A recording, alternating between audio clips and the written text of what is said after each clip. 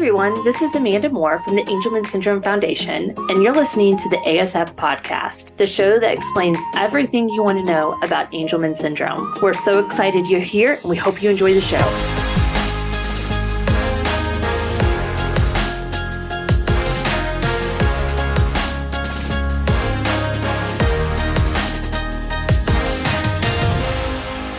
Hey, Amanda Moore here from the Angelman Syndrome Foundation. For this week's podcast, we have repurposed a webinar that was recorded in years past, but the information is still very much relevant today.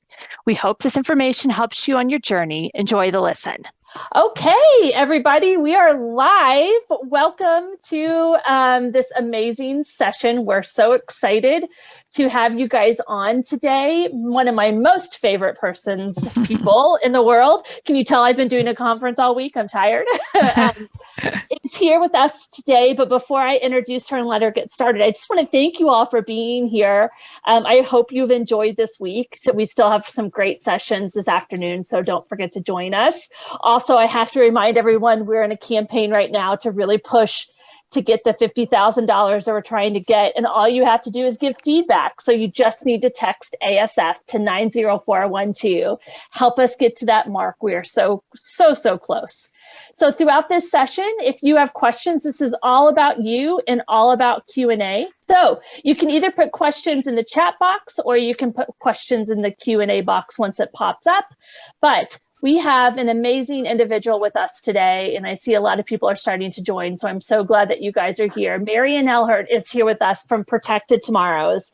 If you didn't get a chance to watch all of her videos she created for us ahead of time, don't be alarmed. They'll still be available for you to watch. And so we're so thankful that you're able to be here with us today, Anne. So I'm gonna pass it on. She's a wealth of knowledge, and the whole goal of today is to get your questions answered. So make sure you get those questions out there. So Anne, take it away. Okay, thanks. Have fun at the rest of your sessions, Amanda. I'm sure that you've had a busy week. Thank you. Okay, so we covered a lot of things. Actually, see some familiar names out there. We covered a lot of topics this week: benefits, legal, general planning, all the things you need to do, the ABLE account. So I am open to answering any questions that anybody has, and I'm going to just go through. I see the chat box.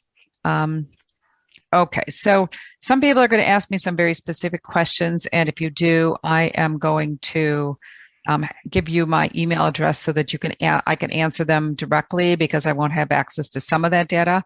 But so the first question was from Lisa.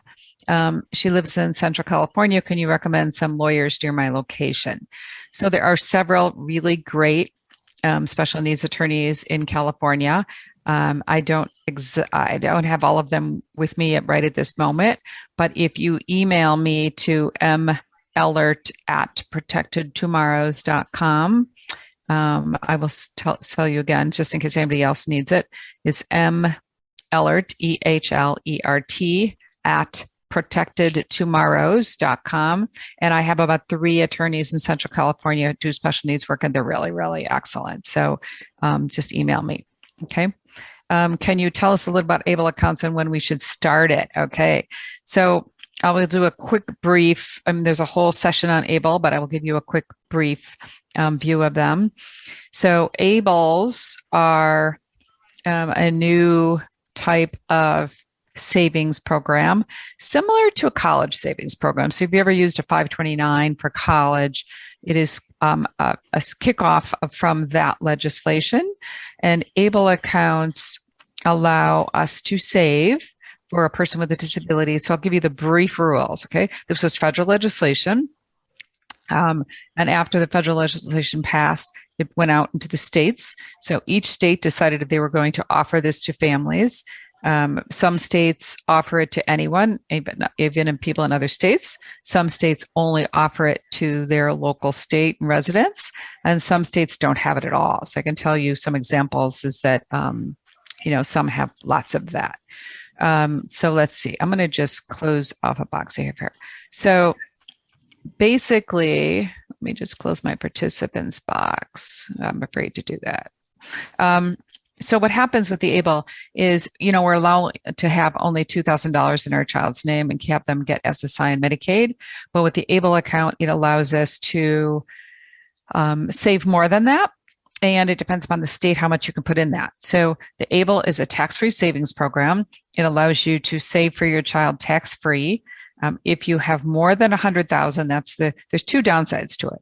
One is if there's more than 100,000, your child's SSI could be suspended, not canceled, suspended, but SSI only. And if your child were to pass away, the money in the account could have a reimbursement for Medicaid spent from the time the account was opened. So I hope that's helpful, but there's a whole class on it, lots of rules. It's a great tool when you're thinking about, how much money does my child have in their name and are we getting close to the 2,000? Okay. All right. Another question. When should we start a special needs trust? Is it too late or too early? Never too late and never too early. That's my answer. So a special needs trust is the place you're going to leave assets upon your death for your child's future. Now, I'm going to get into a little bit about SSI, how do all these play into SSI and Medicaid and SSDI and DAC and all those programs we talked about in the Retiring for 3 session. But the special needs trust is there to receive an inheritance you might want to leave for your child, which if you're planning for them and you just say, okay, this is the dollars they're going to need, you're going to decide how much you leave because you cannot leave your child directly assets. So should you set it up later? Well, the answer to that is, when are you going to die? And since we don't know that, I would say when you're doing your estate planning, as soon as you do it, and you should do it soon, that's when you should do it. Sometimes people say, well, my child's not 18 yet, and I really, they're not getting benefits yet. Well, the problem with not doing it soon is that if you pass away early, your child will receive the inheritance via just default. Even if you have no will, they'll get access to some money. And once it's in their name, you can't undo it, right? It's theirs. And then you'd have to create this other kind of special needs trust that has payback to the government. So a special needs trust is a critical document. People say, well, you know what? Nothing's going to happen. So we'll tell you, this week I got a call from a business partner who wanted to learn because she knew she had family member with special needs. And so she called me up and said, oh, I waited too long. I need help. Her sister has a child with special needs, and her sister's husband died of a heart attack at age 42. So now we're hustling around trying to get things done, make sure that nothing falls through the crack from the sister to the child. And so it's never too soon. All right. Next question is SSI help. Okay. So SSI seems really complicated, right? SSI, Supplemental Security Income, is a program because most of our children, when they're under 18, are not going to get this if mom and dad are working. Okay. So the rules that apply to your child getting SSI are this. They can have a house. We have to prove they have a disability that's going to stop them from making $13.10 a month. That's the easy part, giving a diagnosis and getting doctors to say that's their limitation. Okay. The complicated part is understanding what this SSI is all about. It's a check. Okay. And it's a check when your child turns 18, the month after they're 18. So we have to be able to prove your child has a disability, and we have to prove that your child doesn't have more than a house, a car, if they can drive, a prepaid funeral, $2,000, and an ABLE account. So that's where the ABLE account fits in, because it can have more than the $2,000 as long as it's in that ABLE account. Okay.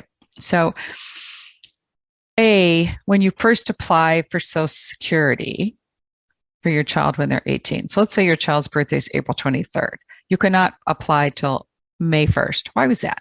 Because in April, sometime in April, they were 17. And if they're 17, they are going to ask who has money, and they're going to look at mom and dad's, because when your child's under 18, they can count mom and dad's. So if you have more than a house, car, prepaid funeral, $2,000, or any of those assets, your child, all that's going to count against them. So we should not apply until the month after your child's 18, unless they're born on the first of the month. And SSI is a check. Okay, that's what it is. And so the amount right now is $794. Okay, so somebody's out there saying, well, I'm not getting $794, I'm getting $435 or something like that. So again, SSI is to bring your child up to $794.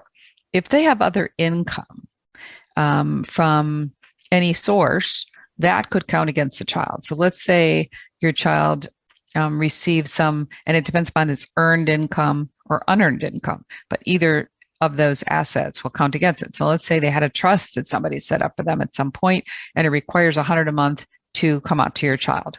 That $100 a month will count as income to your child, so they won't get the $794, they will get less than that. Another reason they get less than $794 is that they're living with you.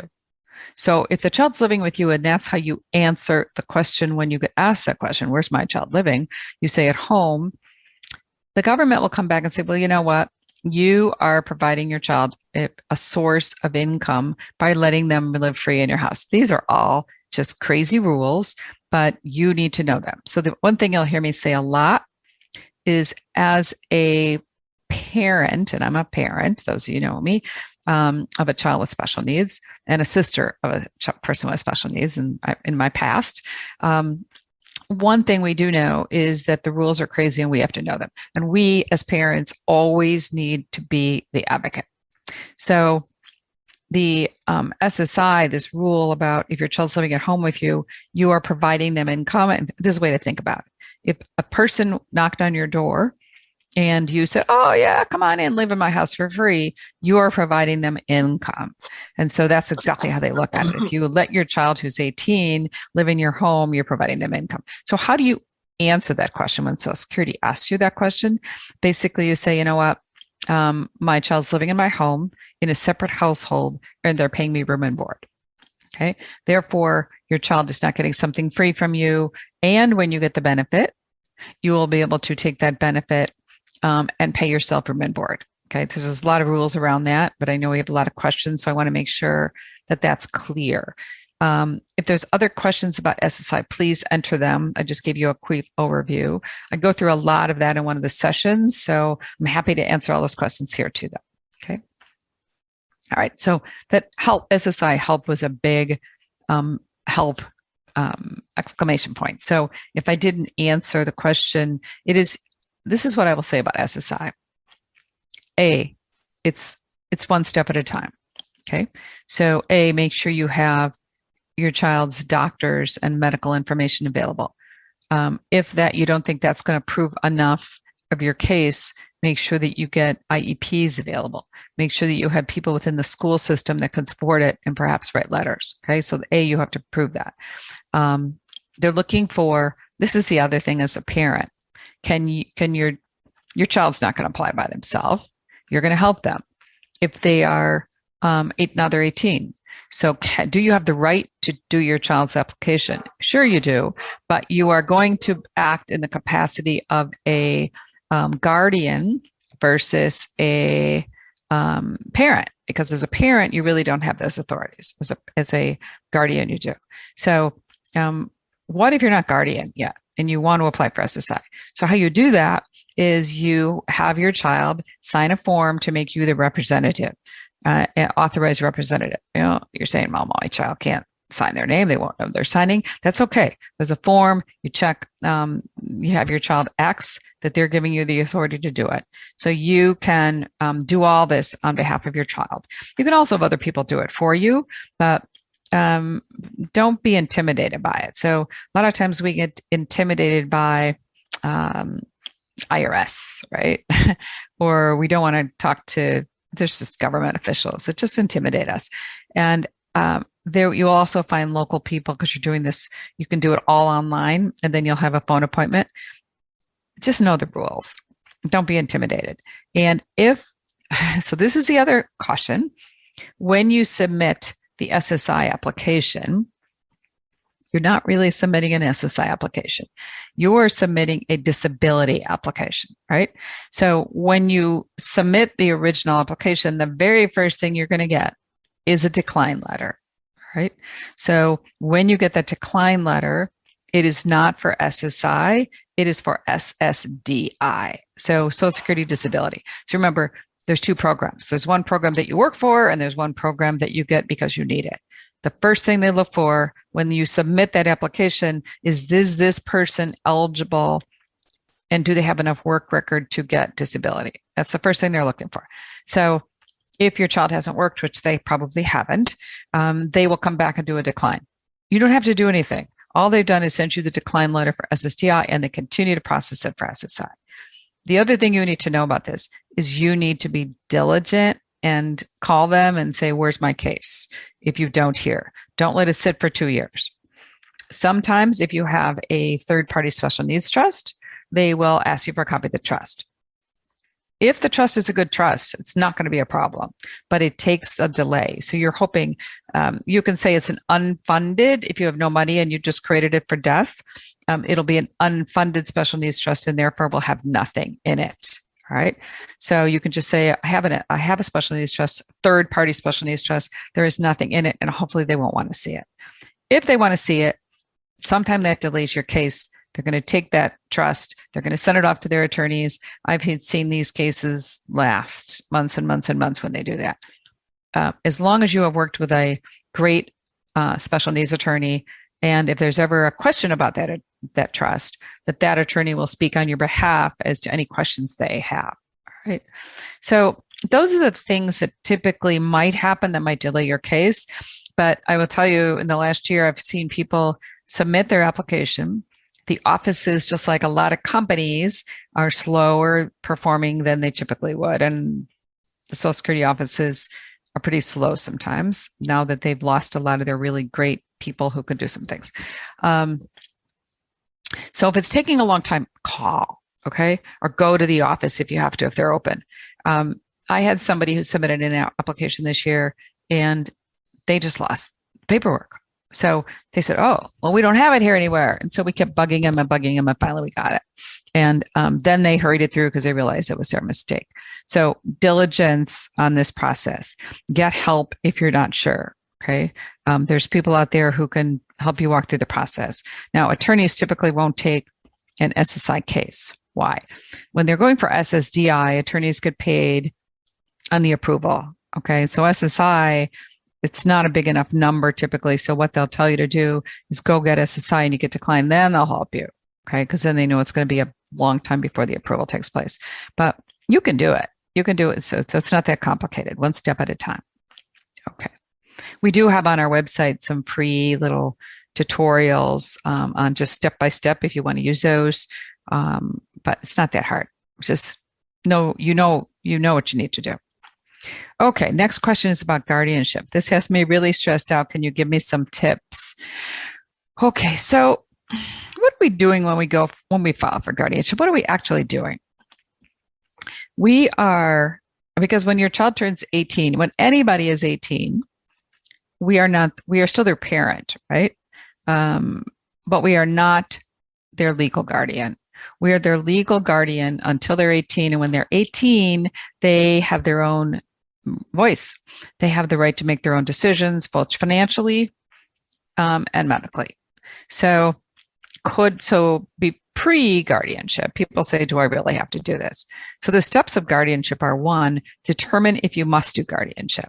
If your child doesn't have the capacity to make decisions about their own well-being, about financials, things like that, which is typical, then you need to do guardianship. Some people say, I'm not sure. Maybe my child can make these kind of decisions, or I've taught them about something. Can they make those decisions? Typically not. But if you feel they can, and says, what are we doing with guardianship? Is we're taking our child's rights away. That's what we're doing. And so if we feel that they could have do some of this, the next step before guardianship is powers of attorney. Can your child sign a piece of paper, or could they sign a piece of paper giving you some rights? In this situation, probably not, but that's the first step you consider. The next step is guardianship. Now, how do you do guardianship? Should you do it alone? Should you, can you do it, or do you need an attorney to do it? How complicated do you think your case is going to be? I would say in most situations here, I would think you could do it. It's a filing with the county. So you are going to get a piece of paper. You can go on your county's website, find the guardianship forms, find the doctor's form. So that's within 90 days of filing the guardianship, you're going to have a doctor fill out a record that says, yes, the child needs a guardian. That's the first step. Can you do this way in advance of that, your child's 18th birthday? No, because under 18, why would you be doing it at 17 years? Somebody called me the other day and she was really stressed out about guardianship and she was starting to think about it. I said, well, how's your child? She said, 14. I said, you're the guardian, right? It's 18 is that age which the person is the age of majority, and we need to go to court. So we're asking the judge to make us responsible. Okay? So don't let this stress you out. Okay. These judges who do this do it all the time. As long as you have the doctor backing you up and medical records backing you up, it's going to be a pretty simple process. You might have to wait in line for the appointment. So go online. If you're thinking about and a time is coming up, go online, get the forms, look at them. Okay. If you're not sure about how to fill them out. The other thing, I mean, some big cities, like I'm outside Chicago, the Cook County, which is the biggest county in Chicago, in the whole, Chicago area, has a desk where they will hold your hand through the process, right? I'm sure there's other parents here who have done it before who you could call and say, okay, I did it. What's this look like? We have people in our office will look at that and say, well, you're probably missing this piece or you're missing that piece. But it is really not that hard. There's nothing to stress out about. The process of guardianship. Okay. What does it mean? So good medical record, make sure your doctor is going to support the process, call them in advance, say this, they have done it before, look at the paperwork in advance so you can kind of get a sense of what it's about. Ask another parent who's done it in the county that you're in so you get some expertise as to the judge. There's usually one or two judges who are going to be assigned to that. If you go, then you fill out this paperwork, they give you a court date, you go to court, the judge asks you some questions, they say, okay, you're guardian. There's a lot of magic as long as you have the medical records. If the judge feels like they don't have enough information to assign you to be the guardian, they will in court assign a guardian ad litem. What's a guardian ad litem? That is a person, typically an attorney, who's in court, who says, you, attorney 1, 2, 3, you're going to be assigned the guardian ad litem for this child. And the guardian ad litem is going to represent your child. They're going to interview and meet your child to make sure that they feel like that person needs a guardian. Why did they go through all this process? Well, we're taking our child's right away. It's a pretty serious process. And so the courts take it seriously. If it's a very clear case, they do it. Okay. You get a guardian certificate and you are the guardian. Once a year, you need to report to the court to say this is the status. Sometimes it's online, sometimes it's a form. Very rarely do people have to go to court to guardianship. You just fill out this is where my child is. You have pretty much once you're not doing anything different than you probably are right now, except once a year reporting to the court. Court has given you the responsibility for this adult, and your job is to make sure that they are safe and they are happy. So you're just keeping the job of parent with another title on it. What else do you need to know? So the guardianship is filed in the county that your child lives.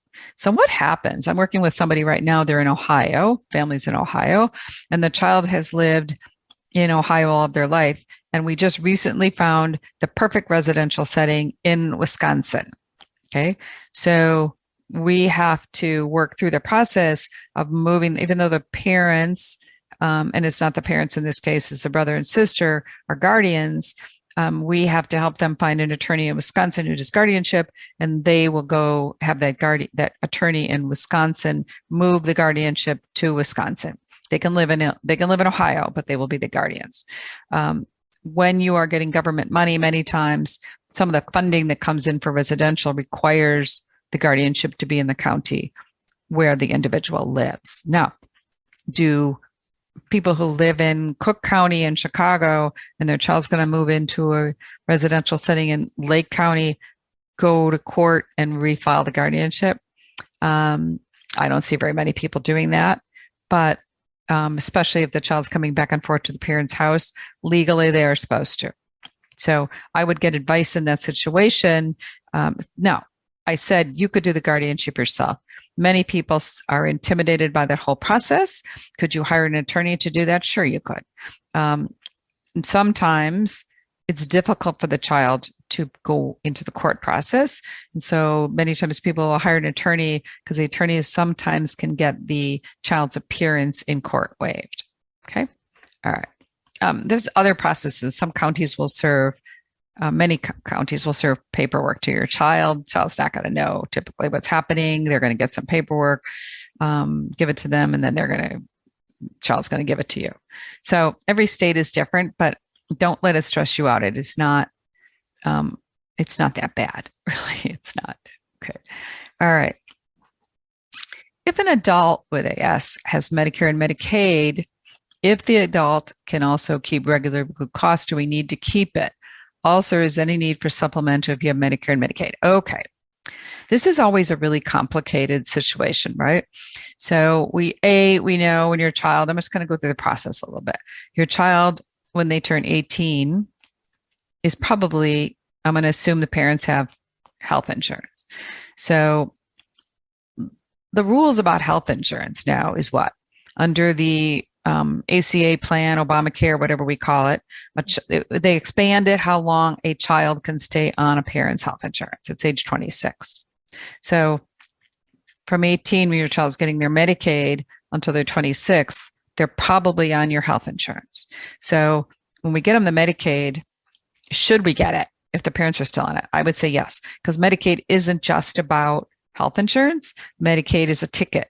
And the ticket of Medicaid is paying for health care, but it's also the ticket to get in the door in our state. If you want to get residential funding and you get pulled on this list, if you don't have Medicaid, you can sit on the list for a long time. You're not going to get it.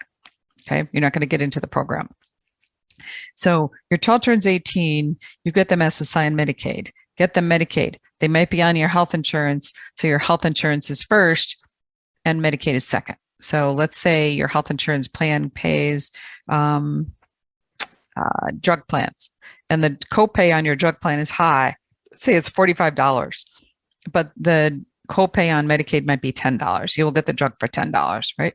So 18, child gets Medicaid, it's going to be secondary to health insurance. All right. So when will your child get Medicare? And that is dependent upon so Medicare is something we buy into, right? Medicaid is under that. If you go back to the class and you look at my circle, the top quadrants were for people who are 18, they're going to get Medicaid, they're going to get SSI and Medicaid. They haven't paid into the system. So when do you drop down to the bottom of those other programs of SSDI or Social Security on a parent's record that goes along with Medicare? So those go with Medicare and the SSI and Medicaid go together. So this question was, an adult has Medicare and Medicaid. They're probably an adult either because they have had some work record somewhere along the line, or they got Medicare because they got their benefits on their parents. So go back. That's one of the things I always say, pull your Social Security record. When you look at your Social Security record, you're going to see how much you're going to get for retirement. It's also going to say if you became disabled, how much you could get. It's also going to tell you when you retire, become disabled, or die, how much your family can get. And your family could be a minor child or an adult disabled person, or, and it says how much a spouse might get if the child's a minor. And it also says how much is the maximum they could pay a family from that person. So who can get benefits on my record? It could be me, it could be my spouse, and it could be my son who has a disability. Those are the different people who can be paid, or if I had a minor child. Okay, so all those people can get paid from my Social Security record. So in this case, if the adult child has Medicare because they got benefits on either their own or parents' record, they're now getting Medicare and Medicaid. So they don't lose you don't lose your Medicaid when you get Medicare. Medicare pays first and Medicaid is secondary. So we could have someone who's working and the parents are still working And the law says in most states, when does the child lose their health insurance under the parent, right?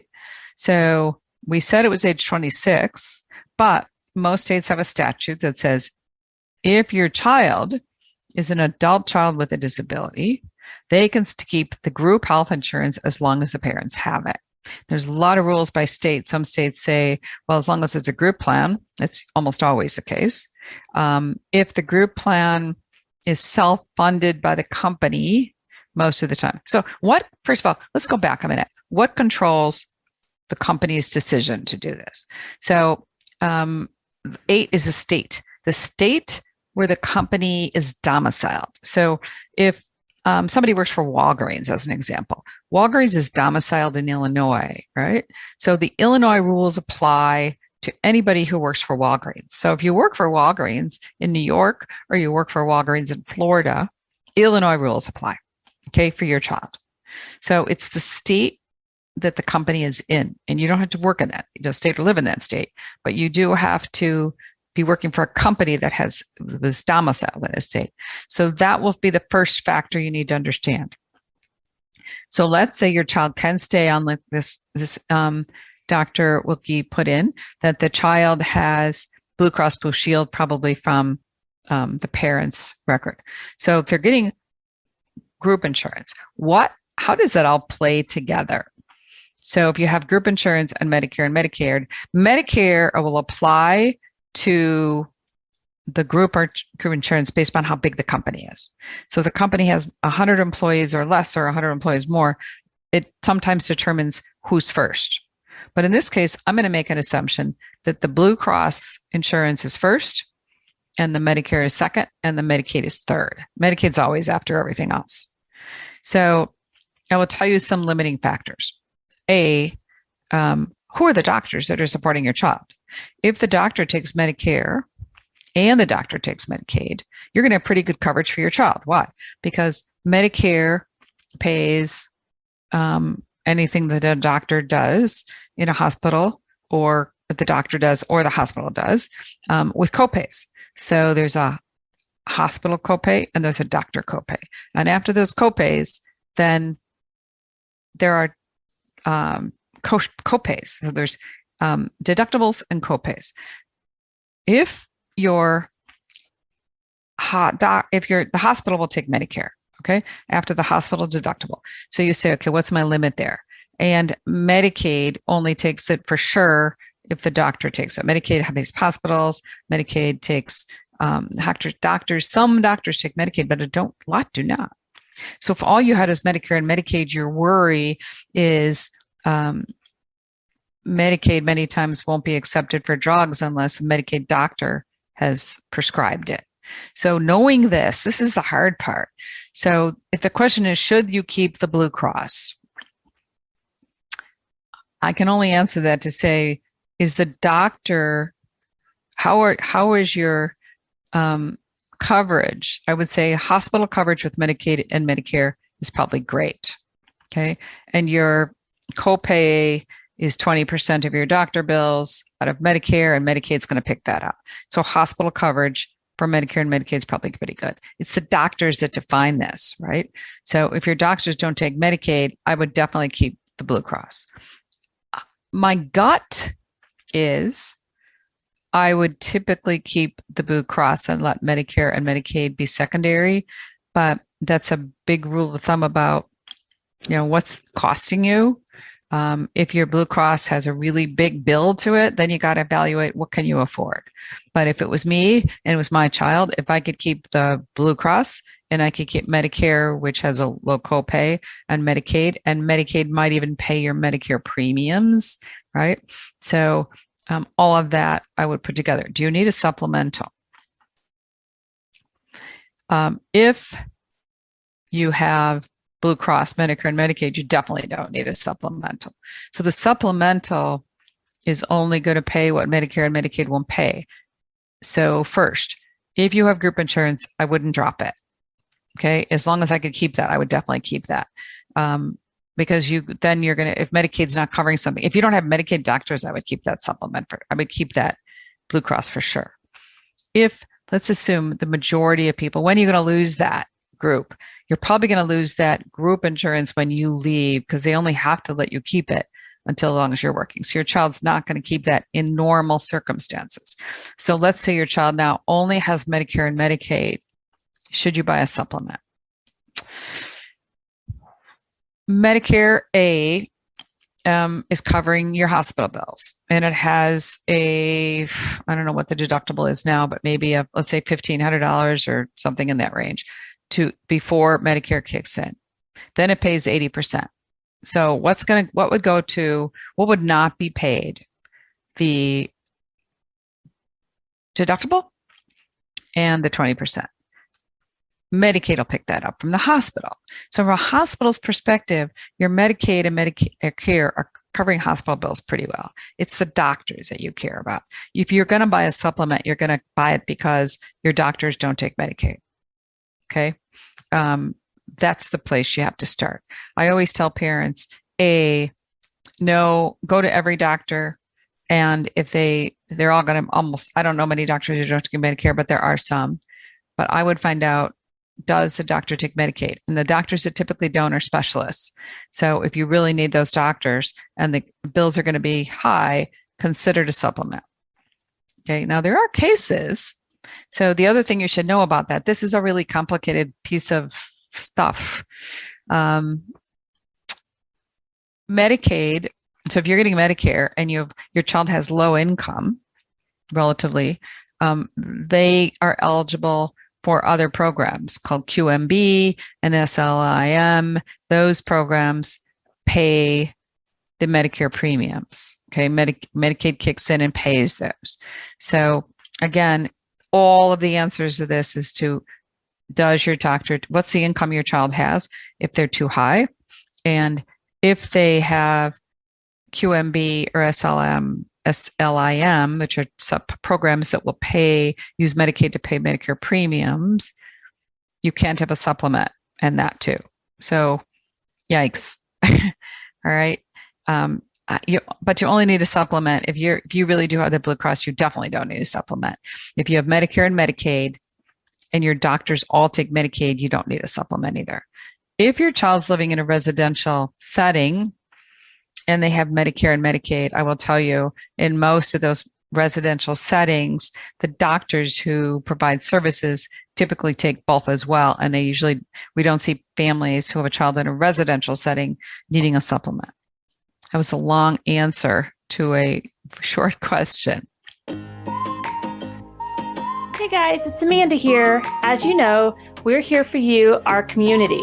If you have questions about any topics we can discuss in our podcast, or if you have ideas for future episodes, we'd love to hear from you. All you need to do is email me at dearamanda@angelman.org. Thank you so much for listening and your continued support of the Angelman Syndrome Foundation. Next question. Here it is. When is the best time to start working on SSI before turning 18? Let's see. I would say at least a year before your child turns 18, you want to start gathering information. If you don't have a special needs trust and you need one, so first thing you need to know is gathering the medical information. We talked about that. So making sure that you're working with all the places you're going to need the medical information. Now, you're not going to provide to Social Security the medical information yourself.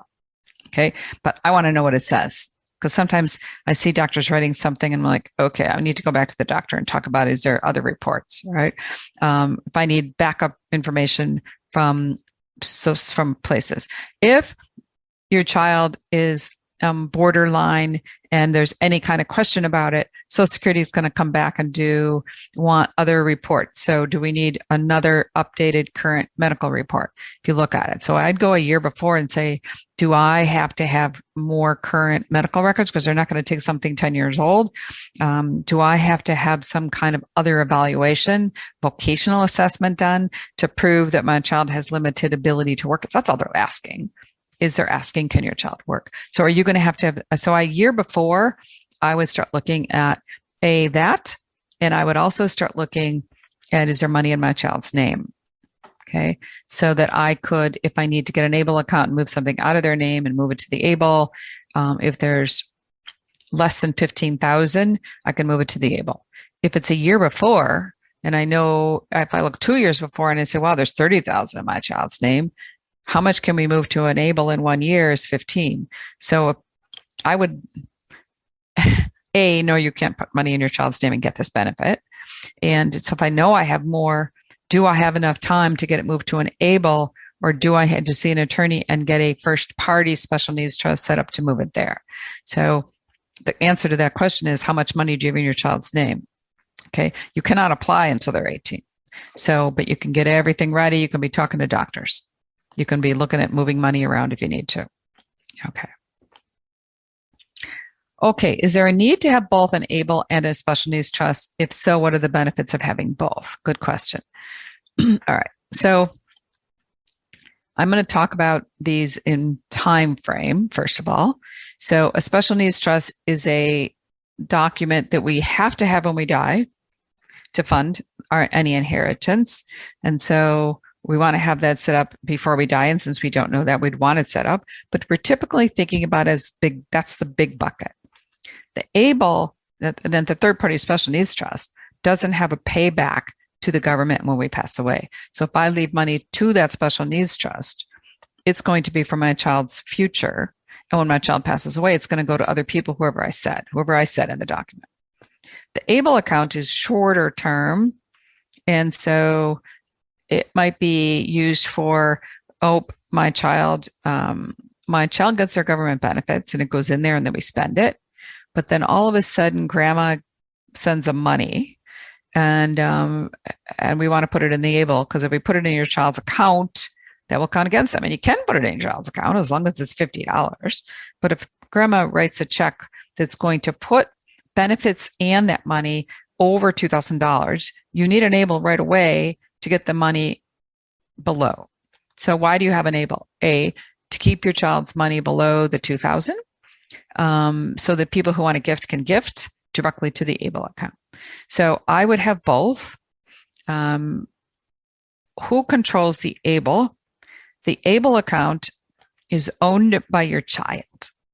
The special needs trust is never owned by your child. The ABLE account can be controlled by your child, but if you're the guardian, it is controlled by the guardian. Okay. If you are the guardian, but feel like your child can't manage it, someone else could be an authorized user on the special needs, on the ABLE account. So the ABLE account could be money accessible to your child. The special needs trust cannot. Another way I sometimes have to use the ABLE with families is the child is living somewhere that has subsidized rent, but the rent is more that could be paid by the child's benefits.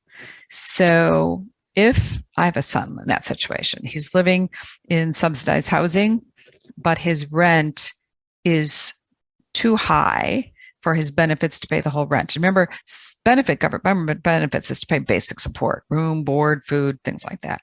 So his rent is too high.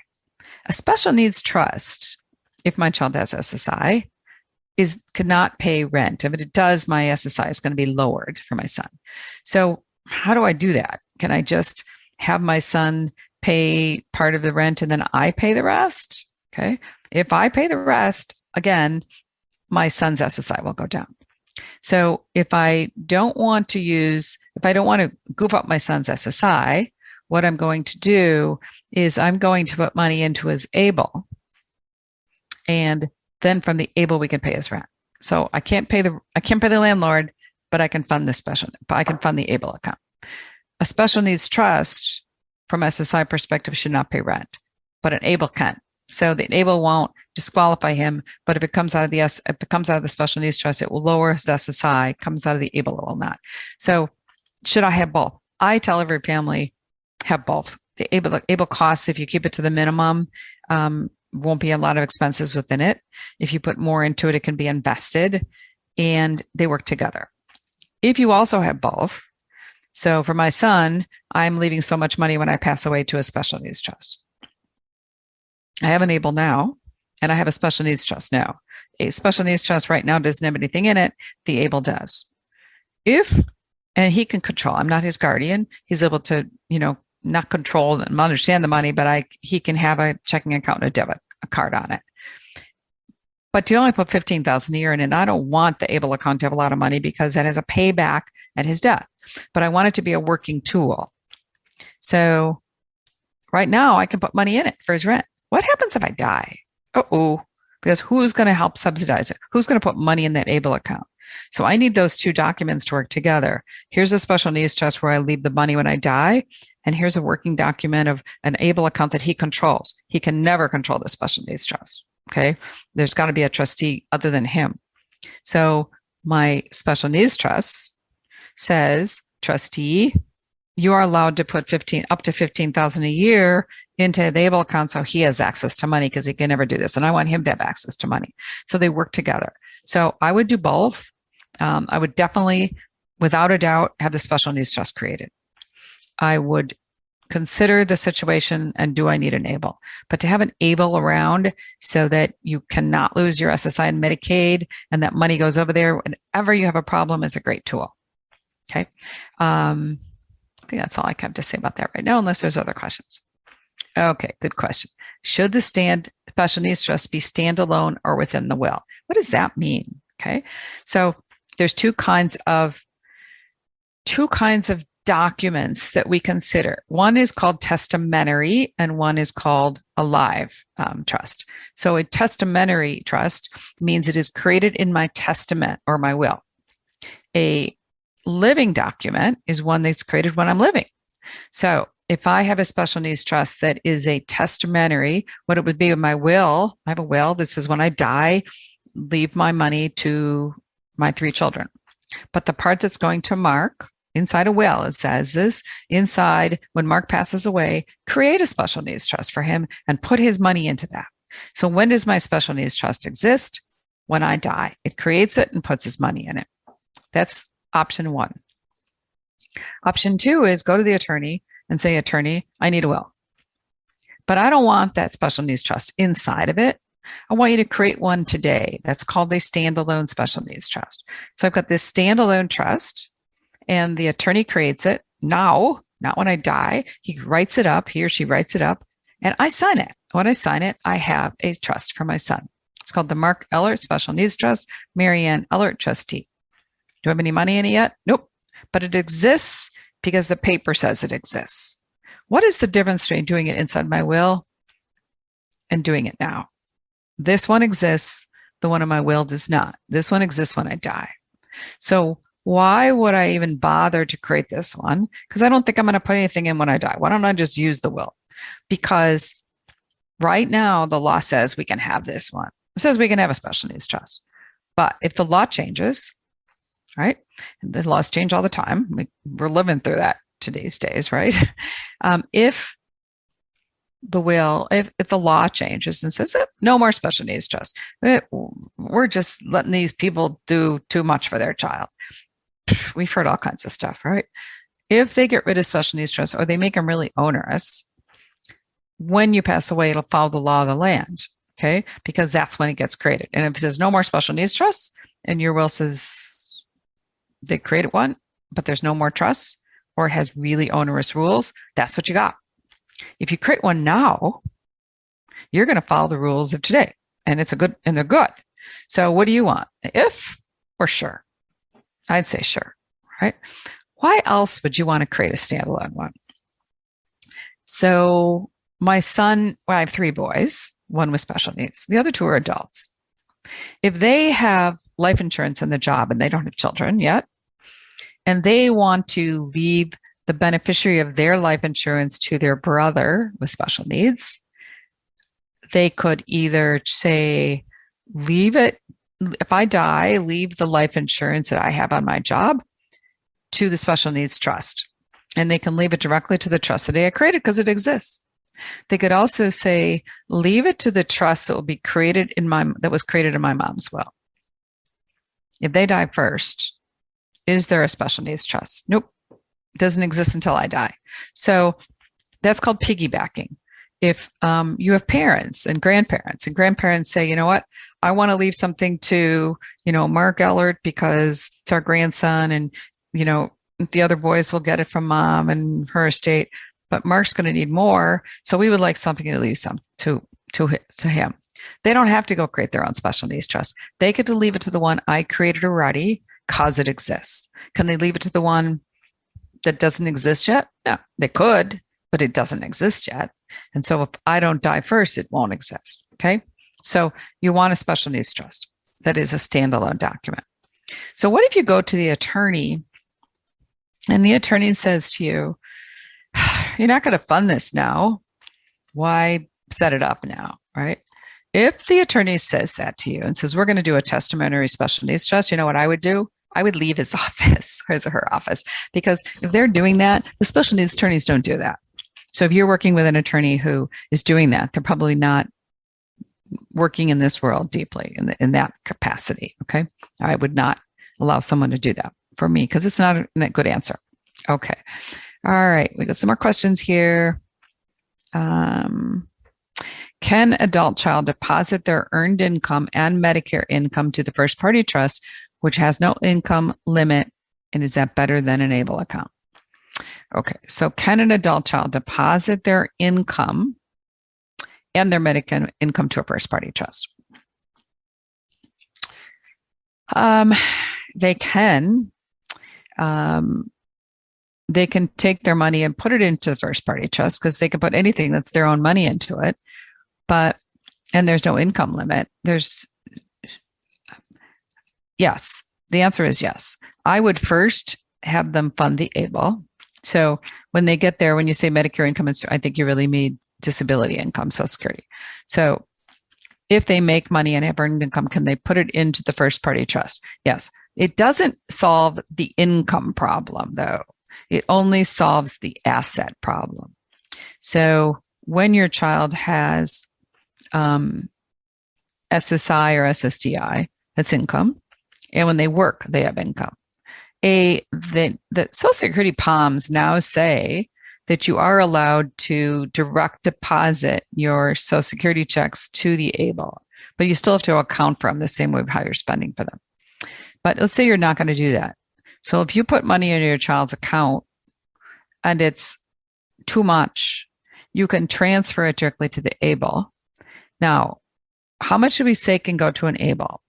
So an ABLE can take $15,000 a year, but if the child is working, it can also take another $12,000 of their earnings. So that's $15,000 that could come from anybody, including your child, and it could come from any of their buckets, and it could also come from their $12,000 of their work. So they can have $27,000 of income going over to an ABLE, and I think I would make a first party trust is for the bigger pots of money and the ABLE is for the smaller pots of money. But if the ABLE doesn't accommodate the 15 or 27,000, you have more than that, then yes, you can definitely go to a first party trust. Recognize that the difference between the two of them is the first party trust has a payback from the date that the child was born or disabled. Okay. So it's going to go all the way back to any Medicaid that was spent for that child from the beginning of time. And the ABLE is only going to go back to the time that account was opened. So just remember that there's more payback on the first party trust. Okay. The ABLE is also tax-free. So it's a little less cumbersome. And there's really because it's tax-free, there's no tax reporting. If you're opening up a first party trust is going to have the tax on that is going to be taxed to your child because it's their Social Security number. So think that one over carefully. How does DAC Social Security work with Medicaid? Can the child receive too much Social Security and lose their Medicaid? Good question. Okay, so what is DAC? What is DAC? So remember I was talking earlier about DAC is disabled adult child. So when I retire or I become disabled or I die, my child with a disability who has been disabled before the age of 22 and doesn't have their own work record to create their own Social Security disability becomes eligible for this DAC. How much is DAC? DAC is equal to, while I'm going to use myself as an example. Let's say my Social Security is $3,000 a month at age 67. So it's called our Social Security, our FRA, our full retirement age Social Security. So if my Social Security full retirement age is 67, whatever my Social Security is, I'm going to use 3,000 and so do this calculation. So let's say at age 67, I'm eligible for that and I get it. My child, who is an adult who is disabled for the age of 26, for the age of 22, will be eligible for 1/2 of my FRA Social Security. So if it was 3,000, my child's going to get 1,500. Okay. If I take my Social Security at 62, so let's say I don't get 3,000, but I only get 2,200, my child's DAC is still based on my 3,000, always on my first full retirement age, even if I take it early. So I take it early so that my child gets into the system, because I know this is the whole thing we did on retiring for 3, if you haven't heard this before. So when I retire, I kick in this program for my child. Why would I retire earlier? Why would I take less Social Security? My child's still going to get based on my 67 amount, but I want them to get into the program. So let's say I knew that I was going to retire at a certain age, and that's when my health insurance stops. And when mine stops, my child has no coverage except for Medicaid. I want them in the Medicare system. So they have to be in the DAC world or the Social Security disability world for 2 years before they get Medicare. Very complicated thing to look at, especially when we have couples. Sometimes we have a mom and dad's going to retire at 70 or take a Social Security at 70. That's a long time to wait for your child to get into Medicare. So we have the spouse who's earning less, let's say mom, take her Social Security early so the child can get half of her full retirement age disability Social Security. And then when dad retires at 70, the child's amount will be bumped up based on his 67 amount. Okay. So can the child receive too much Social Security and lose their Medicaid? So they can, if it's a high DAC amount, they will probably not lose it, but they will have a spend down. So if their income is too high, they have a spend down. If the child has any kind of a job, they could also buy into Medicaid. So there's a program that you can buy into it. But most of the times, if child has a high Social Security, they won't lose Medicaid, but they will have a spend down. Okay. So if they're in any kind of waiver program, some of that, their things that it's paying for can be used to reduce their spend down. So what's a spend down? It's like a deductible. So they typically will not lose it, but they could have a spend down. Okay. Okay. Let's see what the next question is here. I know you mentioned the 100,000 limit for ABLE. Is there any limit for special needs trust? No. So 2 things. The ABLE account has only the $100,000 limit that applies to SSI. That's an important thing to know. So if my ABLE account gets up to $100,000, 100,001, my child's SSI will be suspended. When that SSI goes back, when the ABLE account goes back to 99,000, my child's SSI starts up. So it's a suspension, not a cancellation. When my child goes into SSDI, because it's only SSI that has the limit. So when my child goes into SSDI because they worked, or they get DAC, that is not SSI. And so when my child goes into the the DAC world, the 100,000 limit on the ABLE no longer applies. It only applies to that. Okay. And there is no Medicaid payback on ABLE accounts, only Medicaid. There's no SSI payback. There's a Medicaid payback on ABLEs. Okay. The special needs trust has no payback, which is why we like it better. And there's no limit. So a special needs trust can have $1 billion in it. The ABLE account can have 100 when they're on SSI, but the 100 can go up to, I'm going to say the ABLE maximum on an ABLE is equal to the same state limit for your 529. So in the state of Illinois, where I live, the maximum you can put into a 529 is 450,000. So the maximum I can put into my son's ABLE is 450,000. Okay. But I wouldn't want more than 100 in it until when I retire and he goes off of the SSI system and gets into the DAC system. I don't care about that 100,000 limit. Okay. All right. Let me tell you about something else I think about Social Security. special needs trusts. Most of us think about special needs trusts as something that's going to be funded when we die. So that's true. Okay. But what I've been learning lately, we always learn as time goes on. So when I started this 30 years ago, I agreed, why would anybody open up a special needs trust now? You got to open up the accounts. You got to do tax returns. Most special needs trusts, while the parents are alive, is on their Social Security number and it's part of their estate, and that works, right? That's when the parents die that it gets its own Social Security number and it has to have a tax return file. So most attorneys will teach people, don't worry about funding it right now. Do it, let it be funded with your death. So I just had a call. I've had lots of these conversations lately with families going, okay, now we are not 30 or 40 or 50 anymore. We're 70 or we're 80 as parents, right? Whatever age we are. And then we start thinking about, we did all this planning just in case. And pretty soon we all have an end date, I call it. And the older we get, we start thinking about that end date, thinking, okay, there is an infinite time that I'm going to be on this planet, and I'm doing pretty well, and I'm still healthy. But at some point, we get ill, stuff happens, or we just get old, right? And so the reality of life is that we start to think more about that reality of the end. And so I see a lot of parents who are older saying, I made decisions and I'm not sure if they're the right ones, but I'm doing the best I can. And I picked my children to be trustees on the special needs trust. And we started talking, having these discussions about, hey, did I pick the right people? Can they really do the job? But the other conversation is that we have a lot. I had a conversation the other day with somebody, just yesterday. And they said, so our other son is going to be the trustee. And so I said, what does he know? And they said, well, we never talk about it.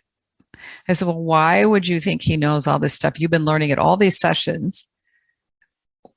Has he stepped up at any point in time and done anything like that to help us understand what the limitations might be? And how Social Security works and how Medicaid works and how a special needs trust. And they said, well, no, we never talk about it. He'll learn it later. But then as soon as they said that, they were like, well, later isn't as far away anymore. And maybe we should do something different. I says, I agree. At the point at which people here are saying, should I have both? A, yes. B, open them. Why is it their responsibility to have to learn all this all at one time when we got a lifetime? We had all this time from the time our child was born to now to learn about our child's needs, their medical needs, their care needs, their capabilities, government benefits, special needs. Just we've had a lifetime. We die, and somebody's going to have to be wham. They're going to have to learn it all. And trusts are a weird concept. Okay, what is it? Is it a place you go to? It's a book. Wow, how do you get money in a book, right? You take the book and you stick money in it. It's a concept, and it's kind of hard unless you're in the financial business, and we get it. We're trained, right? But we don't get trained overnight either. So why do we expect parents? I mean, I kind of laugh that I've been doing these presentations now for 30 years. Kind of scary, right? And now I know a lot about it. What reasonable expectation do I have that a new parent knows any of this? New parents don't even know how to do wills for themselves, let alone all this stuff. And now all of a sudden, we get older and we are expecting our future trustees and guardians to know all this stuff. And so I keep asking, what could we do? This has been my focus lately because people are asking me this all the time. What can we do to make sure that the people after us are going to really know what they're doing? Why don't we make it work? Why don't we think about the special needs trust that needs to get set up? We got the trust set up, but we haven't implemented it. Okay. We're just assuming that this person's going to know that you need to go somewhere. You need to get a tax ID. You need to open up another account in the name of that trust. You need to get a checking account. The money from mom and dad's accounts need to go into that, and then they need to know how to use it. So I've kind of come to the point where I'm thinking, I think parents should start opening up an account in the name of the trust, even if it's got their tax ID on it. Or if you're in a situation where there's higher taxes, you might create an irrevocable trust where you're actually opening an account with a tax ID. Open the account, have the checkbook, put some money in. It doesn't have to be a lot. And then sit down with those future trustees and guardians and say, here it is. Here's the bank account for the money. Here's where this is. This is the instructions of what you're going to have to do. These are the people you're going to have to see. Give them instructions. And so in the old days, when you say, don't worry about it, the trust will be funded later, we're leaving too much up to the next generation. They're already going to have, we want them to be the care people. And maybe we even want corporate trustees to do all the hard lifting and let your child be the person who's going to make the decisions and work with those people who are going to do the administration. Everybody's going to be different. You might have children who are really competent at this and other people who are going to be competent, maybe not. But when we talk about special needs trusts, I'm starting to say we need to be a little more proactive about making some of this implemented versus just developed. Okay. Sometimes I give you too much information. I'm sorry. I'm just trying to give you thoughts about what you should be thinking about. And if you're 18 or 30 or 40, I'm going into stuff that maybe you don't have to think about. But if you're 50 and older, you do think about. Okay. Would you recommend maintaining the control of the adult child Social Security payments, or the Social Security go directly to the agency manning the supervised living home? Currently, I'm the rep payee and I pay all the bills. After my death, would you recommend the supervised living home agency manage the Social Security payments? I think it depends upon the situation. If you're working with them, I would say most of the time the Social Security goes to the agency and they leave $30 or $50 in your child's account for incidentals. I think that's a trust issue. It's also, just as Jessica started talking about it, if you're going to do it, maybe you want to do it, but it can't be at your death that you transfer it. It might be at your incapacity that you transfer it. So I'm a big believer of getting things work the way they're going to work when I'm gone.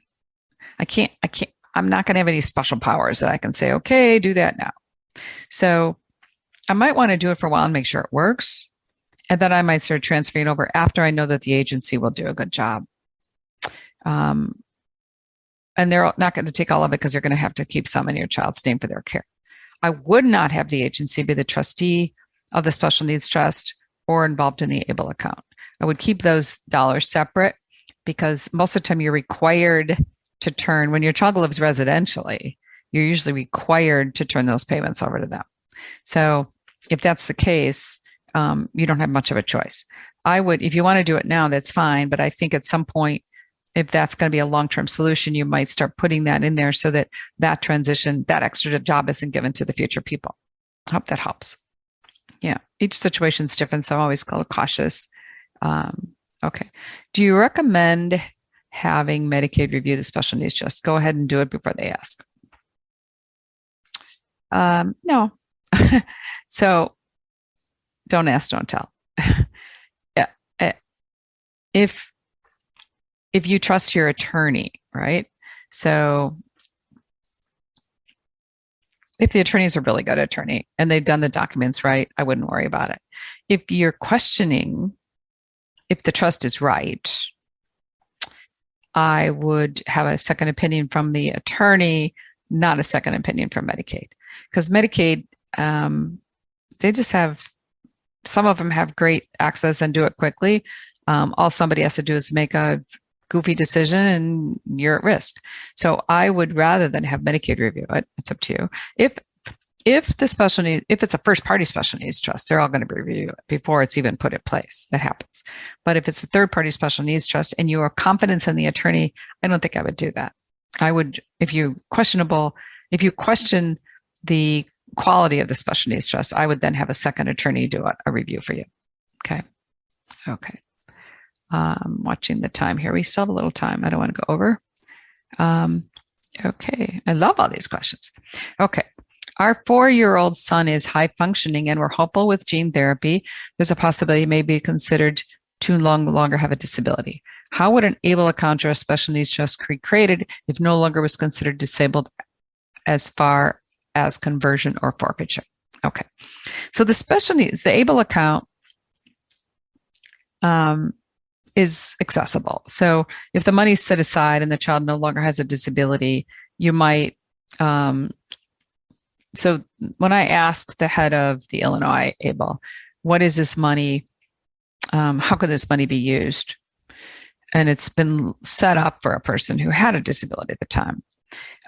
She always says to me, if it betters their life. So the question is, would this money be able to use to support them? And if they no longer have a disability, use that for education, use it for other things. Okay. It was put in legitimately. I would think that you could take it out and use it for something that would better their life. And if they have any kind of limitations, use it for those to make their lives better. The Special Needs Trust, I get that asked question a lot because I work with a lot of organizations that the children could or are high functioning, but need that support. So remember, the Special Needs Trust is for over and above what the government pays for. So your child's here and the government's paying here, but your child needs all the other things. Would I set up a special needs trust and fund it with the hope that my child doesn't need it? Yeah. If you're not going to fund a lot of it, I wouldn't do major funding. And later on, you open it, but you haven't funded it, or you've funded it with a little amount, and you, in your lifetime, see that your child's doing well. You can undo it, right? You can say, change your will and say, don't fund it. I just had one recently where the attorney added language to say, I am leaving it. What you're doing when you're saying the special needs trust is you're making the money inaccessible to the child, right? But the trustee has discretion of how it's used. So this trust actually had language in it that said, if the trustee felt that using this money that would cause the child to become disqualified, it's giving the trustee the authority to do that. Now, what would happen is the child would lose their benefits if they had any, but if they weren't getting them anyway, what difference does it make? So I would have a discussion with the attorney about that if you thought that was the case, and they might put some language in there like that. But if you're still alive, you would just not fund the special needs trust. We don't always know what's going to happen long term, right? So I would set up the special needs trust. If you're going to fund it low, but I probably in this situation would not fund it. I would have it there just in case. And then if things go well later, you just say, I'm not going to use that. I'm just going to leave it to a regular special needs trust, or have language in the trust perhaps that says if the child doesn't have special needs and the trustee feels that it's the right thing to do, that it flips into a non-special needs trust. I think they can do that. Okay. Harder decisions. All right. Do you recommend having the guardianship be written so that the parents who are guardians have independent authority to act? What are your thoughts on this? I think that's legal advice you need to get. I think if the parents are most of the time on the same page, and you're doing that so that nothing is held up by one parent being unavailable, I think that would be a good thing. I see that a lot. I don't see the parents always having to agree with everything. I deal with a lot of cases in the divorce world, and sometimes the documents say that the parents do have to agree if they're divorced. Causes lots of conflict. I think that's really an important legal question. I'm not an attorney, so I'm going to be careful here. I think it's convenient. Right. So if parents are typically on the same page and you need that independence from the perspective of one traveling and the other one, I think that's also dependent upon the judge that you have and can you do it? So I think I would leave that question to be answered by your guardianship attorney. If you email me, I could ask a couple of guardianship attorneys their views, and I would be happy to share that with you. Okay. All right. A lot of attorneys that I work with are always happy to give me their views on things. They'll also always put the caveat is, I don't know the situation, but in certain situations. Will you explain the difference in assets, resources, and income as they relate to Medicaid? Okay, that's good. So income is two kinds of income, earned income and non-earned income. So income would be money a person makes. So it's your paycheck, right? Your paycheck is income. So income is money coming in that is not saved yet. Income it's what we use to pay our bills. But if we don't pay our bills and we save it, it becomes an asset, right? So income would be a paycheck. It would be Social Security. It would be income from investments. So if I have a CD and it's producing interest, that might be income. Assets and resources. So assets are anything we own. So an asset would be a home. It could be a car. It could be mutual funds. It could be stocks, bonds. Okay. So assets are assets we own. Income is things that we earn, and income can become an asset. Okay. Assets, income being produced by an asset could be income. So if I have stocks and it's paying dividends, the dividends are an income. Now, sometimes when we're doing certain kinds of applications, they're not double counting. So an asset's an asset and an income is an income. And the income this is produced is not considered income. When we have to list our assets and income, the income is going to be paychecks. It's going to be Social Security. If I have a CD over here and it's producing interest, I don't have to report that interest is income. There's a pretty big line between them. Okay, hope that helps. Does Protected Tomorrows sell or help with life insurance? Okay, so what Protected Tomorrows does, I will tell you kind of what we are existing about. So no, Protected Tomorrows does not sell life insurance, but we have an affiliate company that does.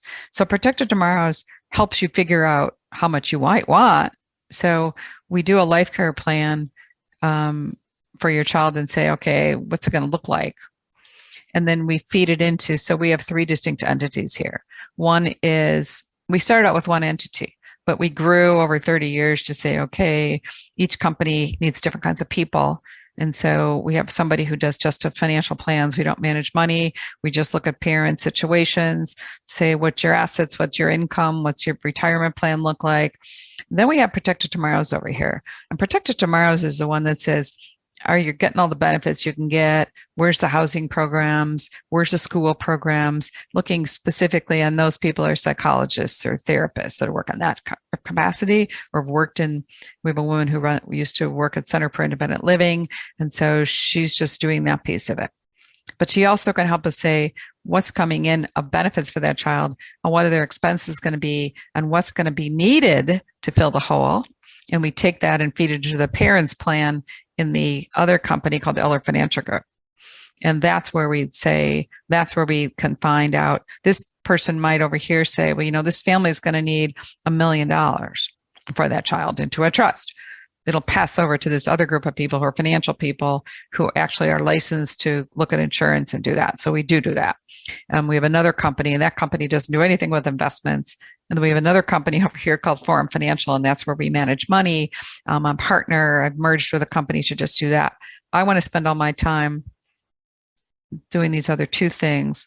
I rely upon partners to help me build portfolios, so I don't have to do that every day. But I would tell you that the money management piece is what allows me to do donate a lot of the money that I make there over to Protected Tomorrows so that we can do a lot of free stuff and training, and that's where I want to spend my time. Okay. The one thing I've learned over my years is that I want to help. I always teach people you can help people, but you can't always do it free. You either have to be a not-for-profit or you have to help somebody, and by helping somebody with something, it allows you to help 2 people, maybe for free. Okay, so Protected Tomorrows is purely a consulting company on the special needs side. The life insurance comes into our Ehlert Financial Group piece, which has an insurance license. But we can help you think about what are the different types of insurance. We do educate on, I will tell you, people say with life insurance, what should we have? And they'll say, well, I have $1 million of insurance at my job, so I'm going to leave that for the special needs trust. The problem with that is it's usually term insurance and it's with your job. And when you leave your job, you have no more insurance. So typically, if you're going to use insurance for a special needs trust, it has to be something that exists when you die. And it can't be something that expires.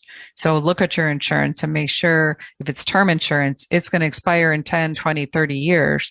And if you live past it, you can't afford it because the premiums will go from $100 a month to $10,000 a month. You can't keep that. You need to have universal life or whole life insurance or variable life insurance that funds that special needs trust. And the best way, if you don't have enough money to fund it, is something called second to die. And second to die is mom and dad both insured, one policy. So insurance, the basis of insurance is pool resources of lots of people, and then it pays out on when something happens to one, right? Well, second to die insurance is pooling the money of a couple. And so that when the second one dies, it funds the trust. Because as long as, if I had a spouse, as long as my spouse is alive, I'm sure he's also going to take care of my child. It's when we both die that I care about. I happen to be single, so I don't get to do a second to die. I have to find something that just on my life. So everybody is different. There's all kinds of ways to do this stuff. Okay. All right. Will you please explain qualifying income trusts as they related to keeping Medicaid coverage? I don't quite know what that question is. So when you're talking about Medicaid coverage, typically, a lot of times when we talk about Medicaid coverage in that case, sometimes we're talking about Medicaid for seniors, and we're trying to get Medicaid for that person. And so sometimes we can take assets and create it into a trust that only the income is eligible and it protects the assets. There's so many rules around that. I hate to give it a class on that here, but you can have income that's producing, a trust that's producing income and the assets protected. So I'm not going to get too far into that, but just because it's there's some limitations by state, et cetera, as well. Okay, you can email me and I can give you information. Okay, let's see what else we have here. We have a few more minutes. Or are we catching the end? I think we are close about to the end. So does anybody have any, I'm going to see if there's anything I missed, but I think I got most of the questions. So in the classes, we talked about benefits, and I think we talked about a lot of those here. The most complicated things that happen, SSI doesn't have to be really complicated. Know that when your child goes into one of those other programs like SSDI or DAC, they will get a Medicare card. Surprise, it comes in the mail. So pay attention if that comes. Know a lot about that when your child's on your group insurance, it will stop. Okay, it's not lifetime. However, I have had people, I had just had a dad pass away and his child was on his health insurance and the company said, we'll let the child keep it. So my rule to that is always ask. You never know what the company's rules are going to be about a disabled child. Sometimes there's benevolent employers that will do stuff for us. They still can't just do stuff without rules and backup, because you would do it for one, you got to do it for everybody. But I say always ask. Okay. So DAC, when you retire, we always think it's simple, but when you retire, making decisions about how benefits will apply will come into play. So it's really important that your retirement will impact your child, and knowing that. Let's see, it looks like there's a new message. Thinking of my daughter's future is overwhelming. Where would it be a good place to start? Good question. So I always say there's two questions to ask about your child. I start here. So first question I ask is, what is the best thing that can happen for your child besides a cure? Okay. What is the best thing that can happen for their future? And start a log of what do you want for them? What's the best thing? Is it, I can tell you what the top two answers are if I played Family Feud, because people usually start with two things. I will hear happy and I will hear independent, but I'll also hear friends, financially secure, a safe place to live, a good medical treatment. I will hear all those things, but the top two answers I hear are happy and independent as possible, right? So I was doing a presentation one day. I was working with a group of families, 60 families, and we were starting to think about how do we think about future residential. And we went through all this steps that we take. And the answers they all gave me, and we were looking at residential and the possibilities, but it started, the first answer was always happy and independent. We had to dig down. So we got to a stage where we were at the point of thinking about how much it's going to cost and how would it look. And so I said, well, let's bring some investors in who might participate in our conversation. So I asked some investors I knew from my old banking days to say, could you come and just listen to what families say? I want them to hear how you think about it. If they needed to create something, what would an investor think about creating a housing program for our children? And so I let the families talk about what they wanted, and they used those terms of how they kept saying, as I said, tell the investment firm what you want for your child. And they use those terms, happy and independent. And they came back and said, well, what does that mean to you? It was a great question, right? Because we tend to think about safe and happy. And since that was 20 years ago that happened. And so I will tell you, whatever you answer to me about what's the best thing that can happen, you need to take that. Our job is not to use terms we start with the big and broad, and then we break it down, and we break it down, and we break it down. And you're not going to know today what you know 10 years from now. So sometimes I'm sitting with families in a group. I was doing something at Gigi's Playhouse, and there was a couple sitting together next to each other. And one had a child who was 40 years old, and one had a child who was 4 months old sitting next to each other. And when I asked that question, they both wanted the same thing, but it meant something very different to the family who had the 40-year-old to the family who had the 4-month-old. They both wanted their child to have a future of happy and independence. What each one had to do at that stage, what the baby was looking at the other parent saying, well, what have you done? And learning a lot. But think about what's happened in the last 40 years of the future of what can happen with our kids. I mean, I've done presentations 30 years ago where people had disabilities and they didn't think their children were going to live. And now I'm talking to those children with the disabilities and helping them think about their jobs. So stuff has really changed, right? So all we can do is say, where are we today? And then our job, and where do you start, is thinking about how do I take that to the next level? If I say happy, what is happy for my child today? And then next year you say ask the same question. So when you answer that question, what's the best thing that can happen? Write it down. Okay. Right. Get a card and write down the best thing that can happen. On anniversary of that day, go back and look at it. It's probably the same thing, but what have you added to it that means happy? And every year go back and say what's happy.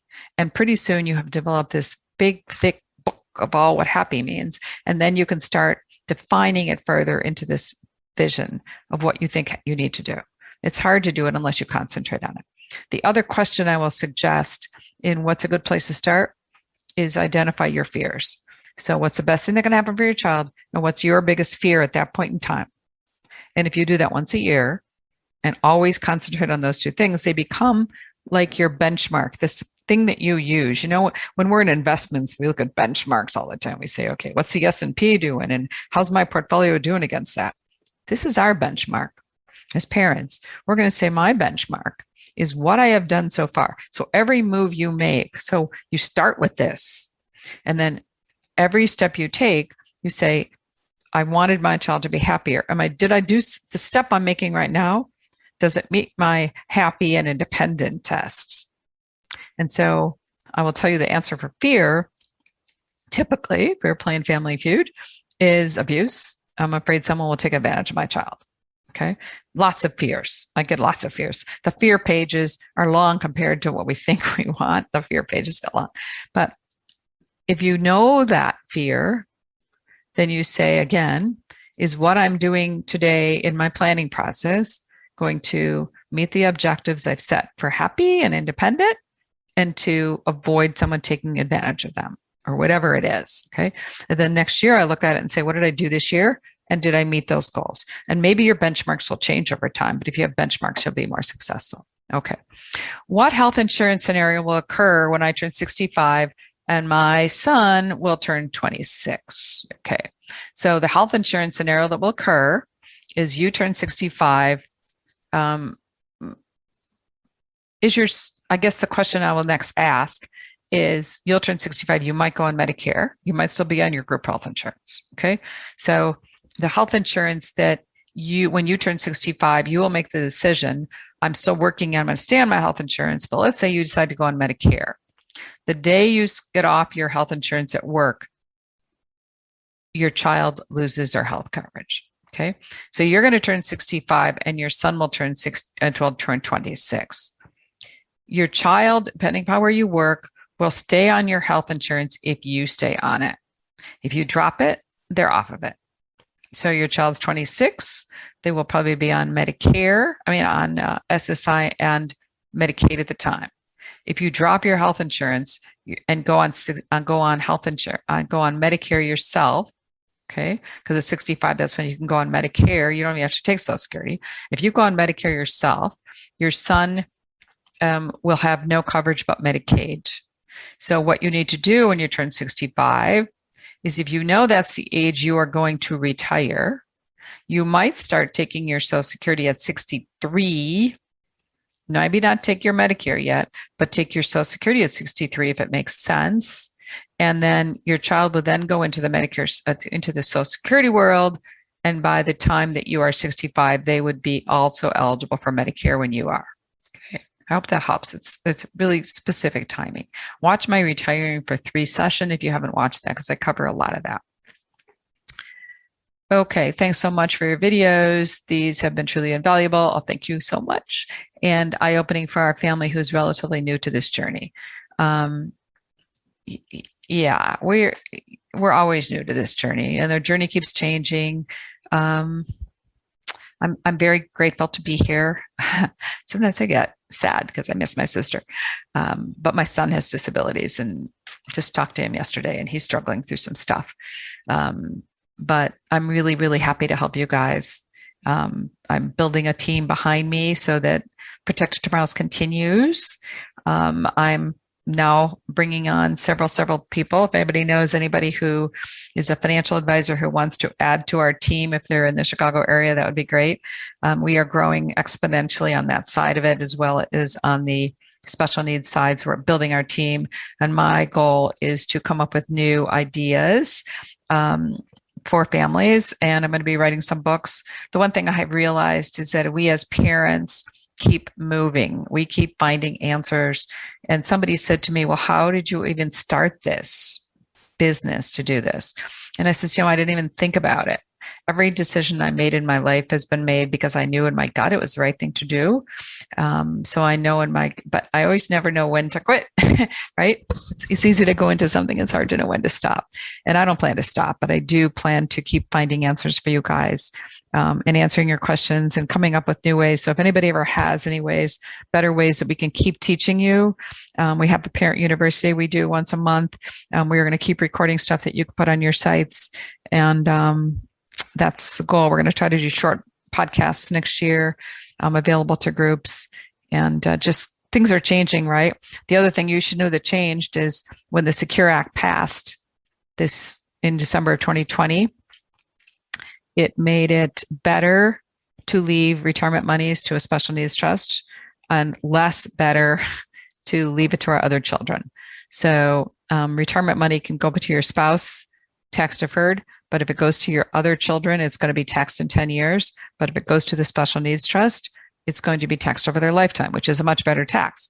So that's what I hope to do, is keep paying attention to all this stuff that's going on in the government. There is some legislation on the table. I'm paying attention to that, where maybe they're going to allow our children to have more than $2,000 and have $10,000 in their name. Who knows? Children who get married with a disability are significantly penalized. I just talked to somebody else who, the child got married and they lost all their benefits. So my job is going to be trying to keep up with that. And how do I teach you guys and come up with ideas? Somebody said they need processes to track a stuff. And how can we do that so that the next generation who are going to step into our shoes will have all the tools they need? So thank you very much for allowing me to join you on your Saturday. Okay, I think we're at almost 1:00 here in Chicago. So have a great Saturday and the rest of your weekend. And I hope you all learned a lot from this conference. It looked like there were a lot of good sessions. Thank you.